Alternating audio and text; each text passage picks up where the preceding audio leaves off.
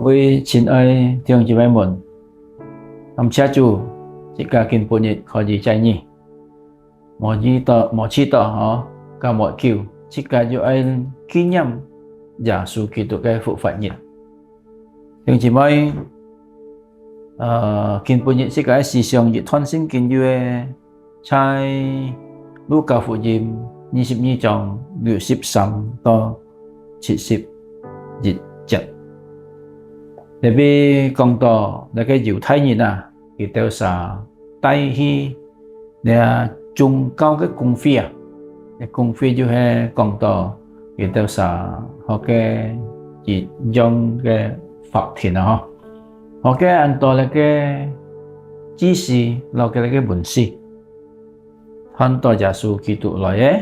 thì tiêu xả जो tôi cái môn pháp thì tiêu xả môn nhị hay mi soi mà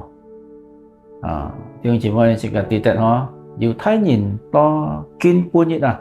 mét trong cái gì hay vậy chứ thì tiêu xả hành tên là cái mi soi thì tiêu xả môn nhị hay mi soi mà nè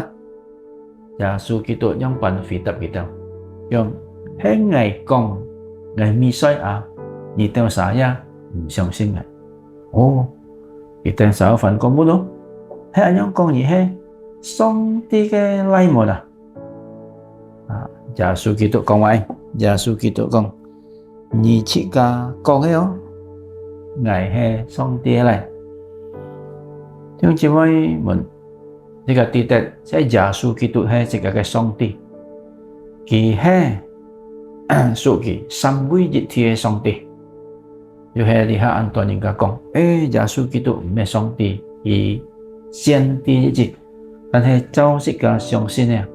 天阿爸天主要耶穌基督嘅信念啊，佢係三位一體嘅上帝，所以係個相信嘅。弟兄姊妹們，當係個信耶穌基督就是上帝，係個用品嚟順服嘅命令，用品係個嚟行土在嘅命令嘅時候，係個記得。是個咩單單講ngày hè跟隨佢字，ngày hè信佢字，但係是個愛行出愛嚟行嘅命令，當佢離下冇錯一個世界上叫差派嚟嘅信念，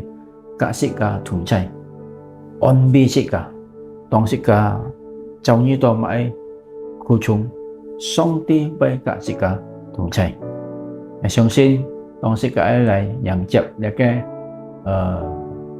phát triển đấy mỗi trận nhìn sĩ cả thì tất giả sử kỳ tụ xì liều vì cho sĩ cả kỳ phụ phận tết xin kỳ song khen kỳ chuẩn phi kỳ chạm bi so bốn sĩ cả chỉ to sĩ cả dù là cái pan mong xin vì chỉ chạm kỳ tụ thủ. Amen.